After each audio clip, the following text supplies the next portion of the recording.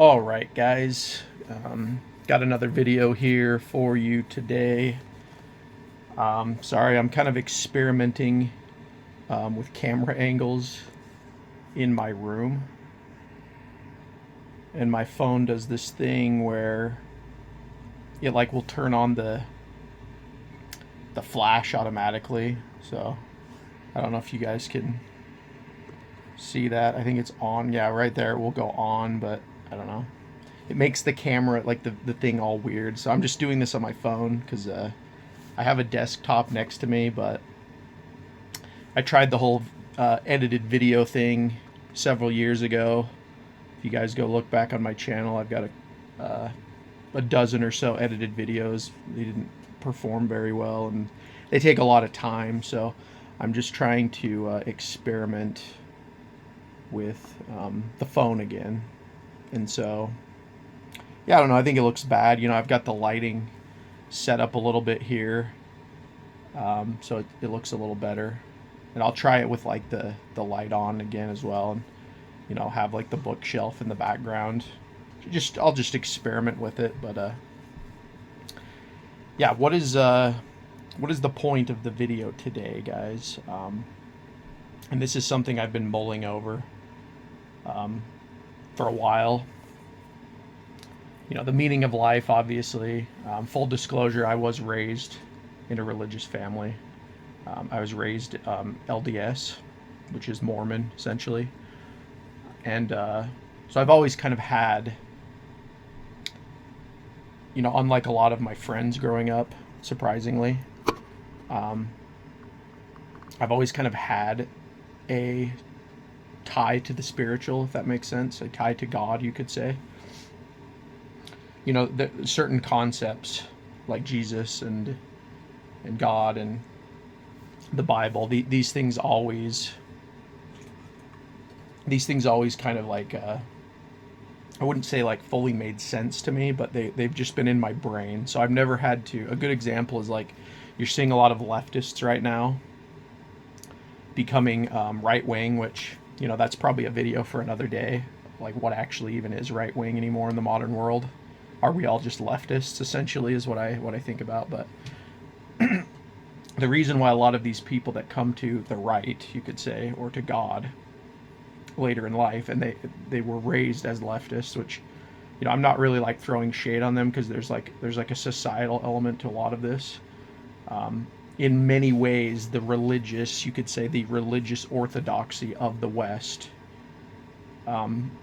and what we live in right now, is default atheism. So in a way, like I was raised Mormon, and believing, or not really believing, but like growing up with the things that were taught to me, right? They were kind of ingrained in my brain. That's how a lot of these atheists are, is they grew up believing in like the Christopher Hitchens and the Richard Dawkins, and I guess now like Sam Harris's of the world, right? I'd even say like Jordan Peterson. Jordan Peterson's kind of another one of those weird figures to me, where he's clearly a leftist in his prescriptions for life, but he kind of like LARPs as if he's like some sort of profound spiritual guru, right? Using it from psychology, which is also the entire field of psychoanalysis is very much an atheist presupposition. So that's the kind of things I'm kind of getting at, is we're in a society where we don't even know who God is, for one. We have no real concept of God. And this goes to like everything, really. I'm not just like talking about Christianity, although that's where I lean these days. Is I'm going more towards like an Orthodox Christianity angle with how I'm trying to learn these things. But if you look at spirituality in general, like you could do like Islam, even like Mormons. You've got Buddhists. You've got just all the religions. Like no one really seems to have like a fundamental baseline for what it even is. It's almost like to try to like cement this a little better for you. It's almost like everybody is kind of LARPing, and I'm the same way. We're all kind of just trying to like we recognize that there's something missing in the modern world, right? There's like a void. Like a good example is like when I was younger, like I used the Eagles, right? I used things like the Eagles, video games, just distractions to kind of distract myself from the fact that there didn't seem to be deeper meaning in the world. And when you're younger, you don't. Maybe the Zoomers now. I think the younger people are waking up a lot quicker, which is kind of exciting to see. But my generation, the Gen Xers before me, especially the Boomers, you just kind of like, something's wrong, but you can't quite explain it. And then a phenomenon that always happens is that people turn to like government as well for their god, right? So you have like the atheist, secularist, scientific views that give you the answers that you have to go to the state for your salvation. So you essentially just create like a machine god, essentially, is what happens. But yeah, so like the main point of this video is that I wanted to get across is kind of where is God in the modern world, right? Like another thing that this is like a recent thing that happened, right, with Trump, is all of Trump's things that he just attempted to do seem to have completely failed. I'm talking about like the tariffs, the whole thing with China. He was getting in like fights with Jerome Powell. If you guys know about this, he was trying to like get Jerome Powell to lower interest rates again, which essentially just means more money printing. So he was just trying to be like, listen, we need it. And then the big one today, I think it was today or yesterday, but the big one is he seems to have completely cucked on the whole Russia-Ukraine thing. So it's like art of the deal didn't work, but it got me thinking about this. It's like, yeah, this whole thing with Trump, this whole phenomenon with Trump has kind of been set in motion because, well, this is like a longer history. If you guys go back like all the way to Gamergate, I'm showing my age here, but that's how a lot of this started. A lot of it started, especially even with me, right? Like I wasn't even political or anything. Is a lot of this started with feminism, and that's another spiritual imbalance. Is you're just looking at the workforce and the world, and you're seeing like women do all these things. Like basically the women they're being encouraged to do literally everything but what everyone knows they should be doing, and that is, getting married and having a family. And then like as time went on, we're seeing it really bad now, but as time went on, it just slowly morphed into this men hate women, women hate men thing that we're stuck in right now. We're like literally stuck in it, and it's probably one of the biggest spiritual battles that we're going to have to contend with, especially people of my generation. Like we're getting a lot older now, and I'm still single, still don't have anything in that realm, so I'm not completely complaining. I've kind of accepted in a lot of ways like my lot in life, but it's a struggle, and a lot of the Zoomers especially are really feeling this because they're really young and they like can't even go on dates. Like that's another big thing I've noticed is like the concept of even like going on a date.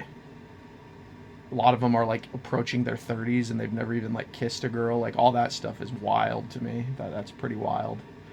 Because I thought I had it bad. I was always kind of like more of a shy guy when I was younger, and I've had success with women, but I was never like one of those guys that's, I'm going to go out and get like 10 girls in this amount of time, right? I just kind of dated girls, and if it worked out, it didn't, and then if it did, it did.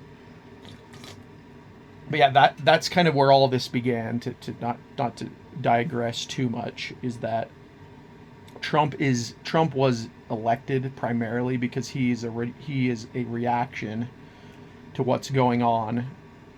And like the big thing is we're being displaced in our own country. That's really the big reason why that a lot of this started with Obama, actually brought the race thing back to the forefront. And that's another dialectic, right? Like if you don't understand this, like to get back to kind of tie into the God thing is one of the things that's been very profound for me with studying Orthodox Christianity is just the concept of the Trinity, because I've noticed when you just have two things, you have this thing called the dialectic. And if you guys have read like anything Marxist, really, like any Marxist thinker, that's essentially just their philosophy is they propose a problem, they observe the reaction, and then they provide the solution. So essentially what a dialectic is it's just this fake game that they get you trapped into. And they just kind of like watch how you react to the situation that most of the times they fabricated, right? Like feminism, a great example. Like a lot of this was fabricated by the elites back in the day because they wanted, I mean, it's so stupid when you think about it. They wanted higher GDP, so they wanted women in the workforce. It was literally that stupid, that simple. And then they use these things like climate change and, you know, the earth is going to burn into a ball of fire if you don't stop having children, right? If you, this whole net zero concept that we have to deal with now, like the UK more than the US, admittedly, but all this stuff, right? You start studying the dialectics and history, and all of this stuff comes from these fabricated ideologies taken from, I mean, you could just go back to like Aristotle and Plato. I mean, a lot of this just comes from that, you know. And so what does God, and in my case specifically Christianity, solve? It provides the Trinity, which you know, I won't get like too proselytizing here, but essentially the Trinity solves the dialectic because it adds the third option, which is divine salvation through Christ. And so that's kind of a way to think about what's been taken from us, is that because many people don't even have this concept anymore. They really don't. Like I've talked to a lot of people just about the Trinity, and they'll always say things like, oh, it doesn't make sense. Like, how can God be three? I get that one a lot. How can God be three people, right? You just have to like study it, and you can, but it's because of this that we're in this spiritual malaise where, because people can't comprehend this, they just fall back into these old ways of thinking, right? Like I'll believe in science, right? I'll trust the experts. We saw this a lot during COVID. I'll trust the experts, right? They'll tell me what to do. They're the priests of my day. They're the saints of my day. They will be the ones that will save me. And that's another thing that Christ solves, by the way, is the whole point of the Trinity is that Christ came and got a body so that he could defeat sin through death. So you defeat death. Defeating death is essentially like what the promise is to us. And you see that, the reason I'm bringing that up specifically, you saw that a lot with the COVID stuff. Again, because that was the whole reason that even happened, was the boomers were getting older. You know, they didn't want to die from this. Again, I think the virus was real, but you know, there's still a lot of question marks. But they very much used the fear campaign of that to kind of push the lockdowns and all that. And what was the biggest one? It was if you don't lock down, and if you don't get the vax, and if you don't you know, wear a mask everywhere, wear 5 masks everywhere, if you don't like self-quarantine yourself, you're going to die. That was literally all it was. It's like, everyone I asked was like, so like, what's the biggest? Oh, I'll die, right? As if death in and of itself is the worst possible thing that could happen to you, even though we're all going to die, right? That's the true irony. It's like, so you're willing to sacrifice everything in the now and also just completely screw over the future of your country and the world in many ways, so that you can possibly live another 5 to 10 years. That's like basically what I was getting out of the whole thing. And I even had friends my age. You know, I won't do names because I don't want to like throw shade on people like personally, but I had many friends in my like, lost a lot of friends really. I still talk to some of them now, but they're like, a lot of trust was lost during COVID for me, and probably for a lot of people, but essentially they were like my age. Like this is back when we would have been in like our late 20s, like early 30s. They they were all afraid of death, right? They bought the Kool-Aid as well. And I actually got evicted that year. I literally got evicted that year because the people that I was living with, they thought that I was going to kill them if I got COVID, essentially. And again, the irony is we're now 5 years later. Most of it we now know, if you've been paying attention at all, is complete BS. We know it literally was complete, like everything. I'm going to try not to talk about, the medicine too much, because I don't know if YouTube still censors on that. I said it before in the video, but I'll just leave it in there to see what happens. But we'll just say all of the prescriptions that they prescribed during that time that I just mentioned were completely and utterly pointless. There's a guy I listen to named Pete Quinones. He has somebody named Stormy Waters on his channel a lot. And he kind of talks. There's this theory that I think is interesting that he talks about what that was, and he talks about how essentially the real reason for COVID, like the whole reason for all of it, was the debt in the U.S. essentially, and it was an attempt, failed, obviously, but it was an attempt to get all of the countries to, I guess, unilaterally agree to commit self-suicide, like he calls it modern seppuku or something like that, financial seppuku. Essentially, it was all the nations are in debt. There's really no way to pay off the debt, and we're kind of learning that with Trump in real time right now. Like I'd said before, he kind of cucked on everything he was trying to do. I don't even know if he's going to hit his immigration numbers at this point. We'll just have to see. But yeah, kind of expected. I didn't have high hopes for this administration, but I was still willing to give it a go. But essentially, we're in a situation where the debt is so high that they just have to figure out a way to, because that's all money is. Money in a way is a form of religion. Like if you don't believe in the money system, then it's just going to lose value off that alone. And so people are vastly, since COVID, I think it's something crazy, like in the last 2 to 3 years, like 80% of the money supply, like right now, was printed in just the last 3 years. To just show you how dire the situation is. Like we're talking, the country's been around for hundreds of years at this point, and just in the last 3 years, they've printed 80% of the money in circulation, right? That means like when you're going out and you're applying for jobs and you're trying to find employment, all that money is just from COVID, just printed out of nothing. Absolutely insane. And that's what the big Trump thing was with Jerome Powell. He wants him to lower the interest rates because I think Trump wants to, turn on the money spigot again, which, that might be the only way at this point. You might just have to literally print it into Weimar conditions to where, it's hyperinflation at that point. Like maybe that's the only way out of this. This is why I talk about Bitcoin on the channel, like I said. Not financial advice. I'm going to always have to say that because of YouTube, but not financial advice, YouTube, just my biased opinion. Everybody should look into Bitcoin. Figure out how the money supply works. It will literally save your financial future and possibly your life in the coming years. But what was I? Sorry, I digressed. These are going to be more rambly videos. It's kind of the content I want to make. Like I'll have a theme in the video. And by the way, if you're enjoying this, make sure you like the video as well, and subscribe if you haven't. This is an older channel, but it's being repurposed. So if you guys enjoy this new content that's not just completely sports related, then go ahead and show the appreciation.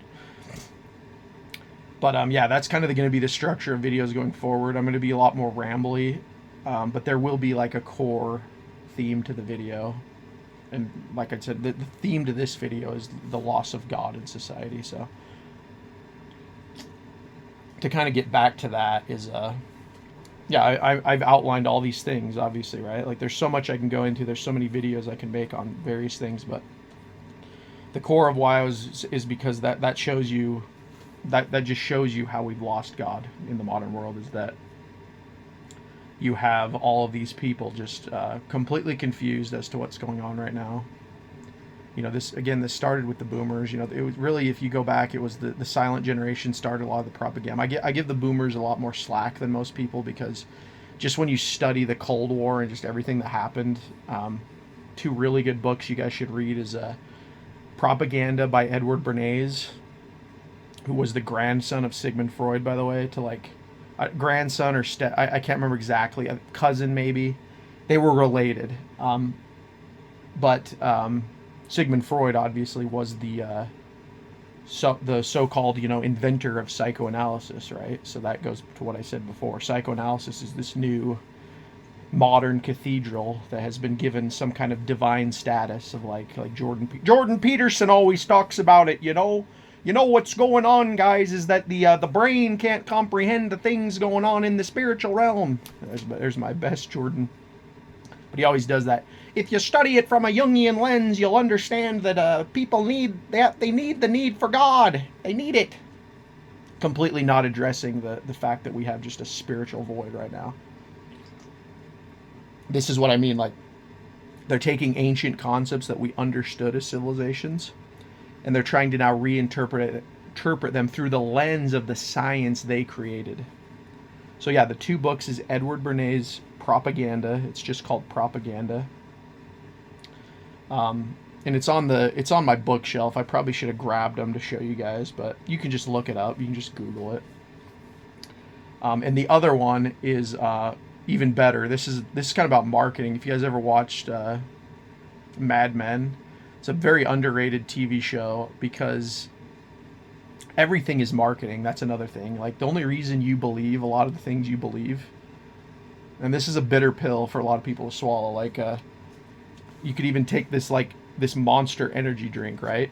All this is marketing. This is just marketing. It's because, like, essentially all an energy drink is it's better coffee, right? Coffee is stuff we've been drinking for like hundreds of years, but in the modern day, it's like, oh, but if you drink an energy drink, right, it's better. It's got vitamins. It's all marketing. So you believe that. And so, yeah, the second book is called Public Opinion by Walter Lippmann. And Propaganda and Public Opinion, they're like sister books. So I always recommend, if you're going to read one, you should read the other. Because the propaganda book is literally about that. It's about the propaganda, how they create it, how they find out how to create it. But then Public Opinion is how, okay, we've created the propaganda. Now how do we get people to believe it? How do we make it public opinion? So how do we go out there and sell it, essentially? And again, it's all marketing. This is all, it's kind of like what Trump tried to do, right? With everything, right? The art of the deal. It's what we live in now. That's the Western orthodoxy, is we just believe in the almighty marketplace of ideas, right?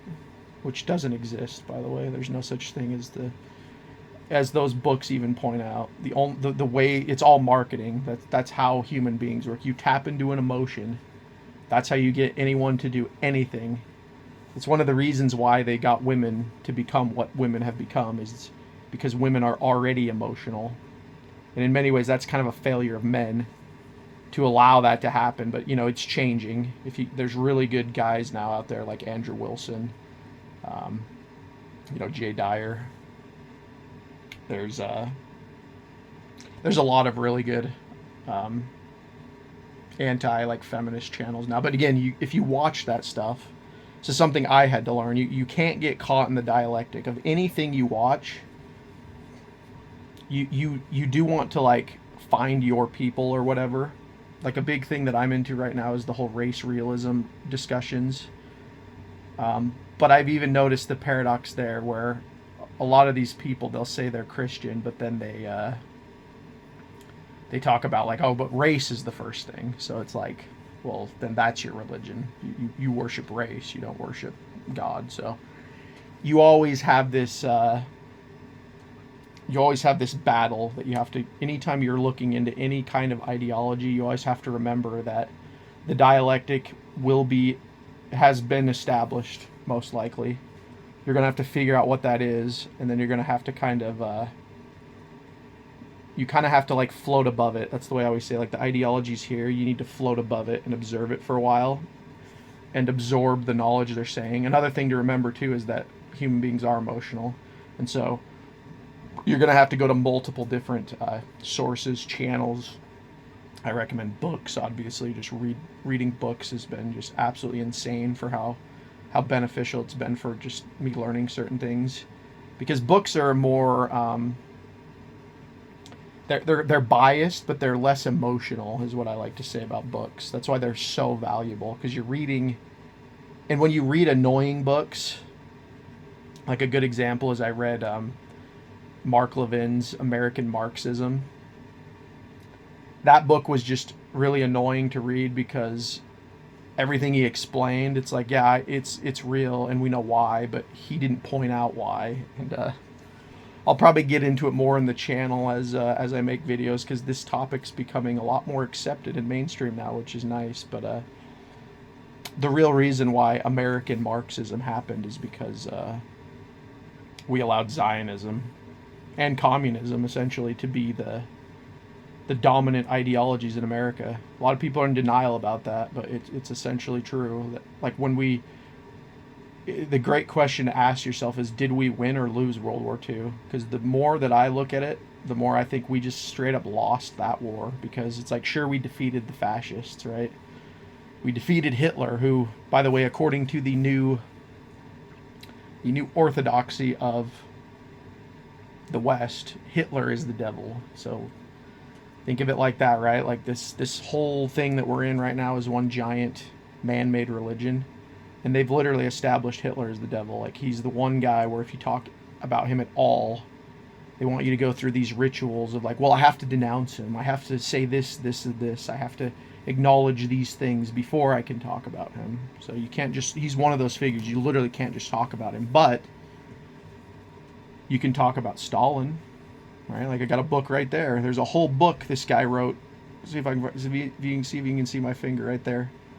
There's this whole book. That book right there is like almost 1,200 pages. It's one of the longest books I ever read. And a lot of the book is kind of like apologetic towards Stalin. And you know, they have Hitler books too, like that. I have one as well. I think it's like, right, you can't see it because of the lighting, but I have a Chairman Mao book, right? I have a Pol Pot book. There's lots of these figures in history. I have a Winston Churchill book. That's a discussion happening right now. If you guys don't know who Daryl Cooper, Martyr Maid is, he's someone to check out, because he's going over these topics. And yeah, Winston Churchill, especially if you study World War I, a really good book, this is one I recommend to everyone because it's so accessible, is called The Unnecessary War by Pat Buchanan. This is an older book. Pat Buchanan's probably my favorite modern day American politician, because the more time goes on, the more he was right, essentially. Like, we needed to be more isolationist, and the true tragedy is back in his day, a lot of the problems could have been addressed, but they weren't. The next one is that I really like is Ron Paul, but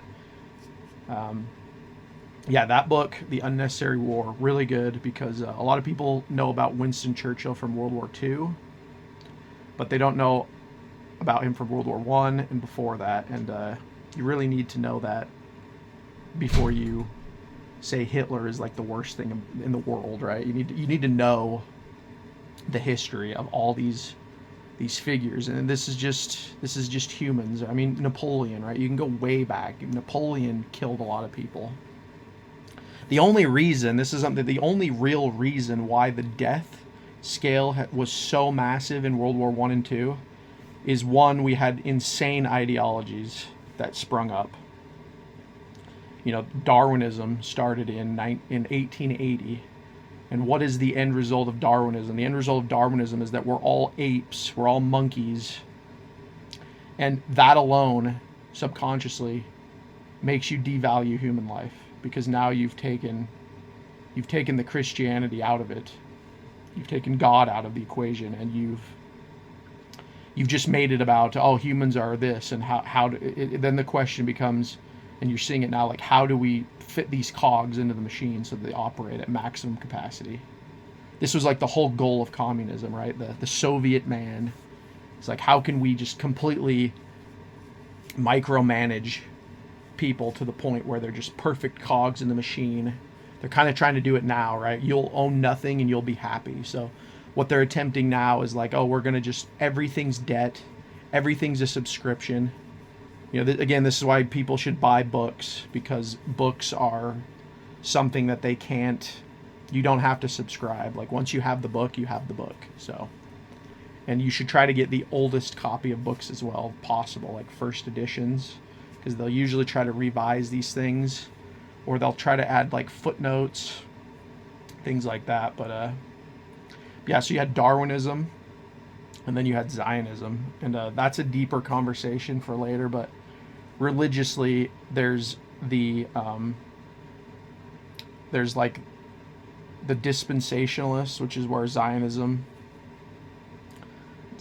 really comes from, that where they just believe, you basically have two beliefs with the Bible. You believe that most of this Bible prophecies were fulfilled by 70 AD at the fall of the Second Temple, or you're a dispensationalist and you think quite literally that the Bible applies to the modern day, and that a lot of these things have to happen before Christ will return. So the reason why I don't buy into dispensationalism is because it's kind of another machine god in my mind. It's something like, oh, we're gonna trick God, right? We're gonna do these things that make him come back. And I'll get more into that probably in a later video. I gotta think about how I'm gonna word some of this stuff, because I still don't know if YouTube is like, I know YouTube's lightened up because of Trump, but I still don't know if YouTube is allowing certain topics. So I'm trying not to go as hard on that, but I'll kind of speak in code, and you guys can like read between the lines. But yes, if you really want to study Orthodox Christianity, but then also study like Protestantism, and especially evangelicalism, and just read about dispensationalism. This happens in the Mormon church as well. The Mormons are very, very dispensationalist, so you could even study them. But that's an ideology, right? So Zionism is this ideology, and what this has done to me, and why I think you had a third option, by the way. You kind of had a trinity of evil here. Maybe not evil, but just, forces that the human brains were not prepared to comprehend all of these things at once. And the third one is the Industrial Revolution.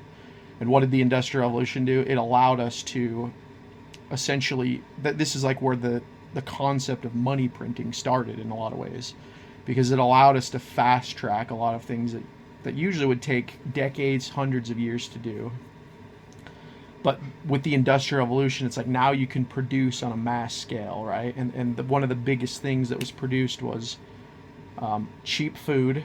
This is kind of where the origins of our garbage food pyramid and all this crap came from. But cheap food, cheap weapons, those are the core things. And so people being people without God, that's immediately what they think of. And because we had Zionism on one side and we had Darwinism on the other, you could kind of combine them to they became some weird science spiritual Franken ideology. Then applied to the Industrial Revolution, you can kind of see why World War I and World War II were inevitable, because you have the theory. To go back to the dialectic, you have the theory, and now you're going to put it into practice. You're going to observe, and then the last is you're going to put it into practice, and then this is where World War I and II come in. And like I said, a lot of these people, there are deliberate true believers, but a lot of people are useful idiots throughout history. Like the Pareto principle very much is real, and it might even be less than that. Like it's the Pareto principle that is called the 80-20 rule, where basically 80% of anything gets done by 20% of the participants.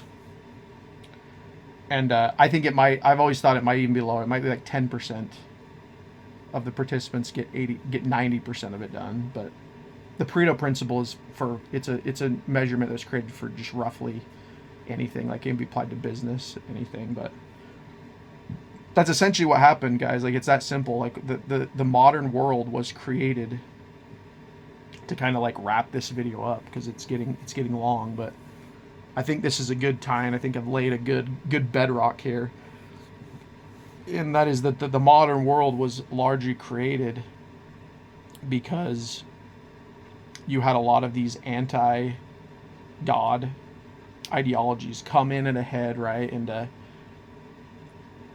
they were going to use this to solve suffering. That's another thing. Like, this is where the communism as well comes in. And the reason I didn't mention communism kind of comes from Darwinism, because communism is like the next step. It's like, okay, we've recognized humans are animals. Now how do we utilize said animal to get our means, right? How do we use the state to utilize the animals? And there's another spiritual component too. Again, I'm saying Zionism. You guys might already be abreast to what I'm really talking about, because Zionism comes from a particular tribe of people, we could say, right? But that's the spiritual component. And when you get these two things meshed, it creates this perfect nightmare where you've got the right and the left essentially locked in. They can't break out of it because the dialectic is too strong, right? You just study politics and you see it. There's a lot of uniparty, bipartisan issues that politicians agree on, because that's how this was designed, right? It's a lot of the fighting you see in politics is just completely fake. I mean, I'm seeing it with Trump right now, and it's not surprising, but he's caving on a lot of things. He's a lot of the things he was saying, it's still young in his administration, but I can see the writing on the wall. Like, he's not going to accomplish much, in my opinion. We'll see if I'm right. If I'm wrong, I'll fess up to it. But that's just what it is. That this whole diseased temple of a ideology culture that we're in right now has to kind of crumble at this point. And I'm not advocating for like crazy like revolution or anything. It's just going to crumble under its own weight, because it just physically cannot sustain itself. It's like stage 4 cancer at this point. It just is rapidly metastasizing to the point of just self-deletion in many ways. So yeah, that's kind of what I was like. Why, to kind of end the video, like, why do we have a void in our souls, right? Like, why does everybody, and I'm probably going to get comments on this video like, oh, you're a Christ cuck, or ha ha ha, like, look at the Christian guy here, right? Because again, that to me is that's just helping my theory that's the symptom of a godless society, right? Like, people don't even, they had like this video recently, this really interesting video where this girl went to the Notre Dame Cathedral, and she like saw it, and like, just the video is very interesting. I think it's like a TikTok video, but she just was like in awe, like absolute awe, like she had like a spiritual experience. It was almost like blood memory, something European in her, right? Something deeper, something spiritual was triggered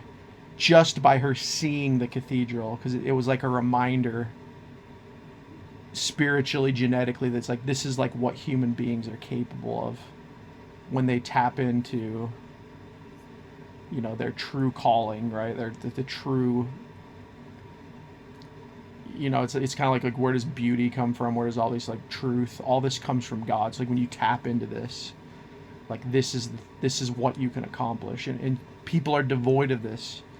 Another really interesting, I guess I'll close on this because I just thought of it, but another interesting concept to look into is the idea of brutalism, is what it's called. Brutalist architecture, actually. They just made a movie on this, which I haven't watched yet. It's got Adrian Brody in it, but I already knew about what brutalism was. Brutalism is basically an attempt to uglify structures, buildings, just everything. It's a way to kind of like put everything on a grid, make everything functional. And if you just Google brutalist architecture, you can see what I'm talking about. It's some of the ugliest buildings in existence. This is where things like skyscrapers come from, office buildings, like everything's built part of like modernity is everything is built to be extremely ugly, extremely uninspiring, extremely just void of any kind of spirituality or deeper meaning.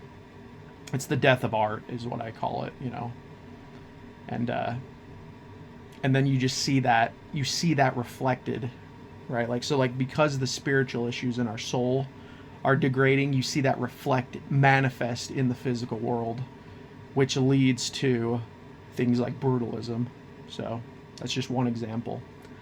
But yeah, I'll probably make more videos on these kinds of topics because there's just so much to talk about, guys. Like, I've been on the video hiatus for a long time, but I'm gonna really start trying to get back into this and try to make like a video, at least 5 videos a week is what I'm shooting for. So again, if you guys have been listening this far, appreciate it if you go ahead and hit that like button, you know, subscribe to the channel, because we're gonna go on a journey here going forward. And I'm still gonna probably cover football if I want to, but football is also just a dialectic, really. It's more in a fun way, but it's still just a dialectic, right? Like, oh, the Cowboys versus the Eagles, or, you know, I still participate in the football one because it's still fun, but ultimately football at this point is all about gambling, like a lot of the country. So I put that into perspective as well, that football is largely fake and gay. And you know, I was gonna do like a whole, I'll probably just do videos on it, but I was gonna like try to theme my whole channel on that. But just the more I look in, I'm just realizing like I don't have enough to talk about when it comes to football to even make an interesting channel. Like, how am I gonna make a video a day talking about just football? And I could do it if I went back to the way I did it before, where I just discussed news and, you know, things like that. But I just don't want to do that. So I'm probably just gonna start talking about these things, you know, more philosophical, spiritual type things. So I hope you guys can appreciate that and you'll be along for the ride. But yeah, that's kind of the video. I guess I'll talk to you guys all later on that.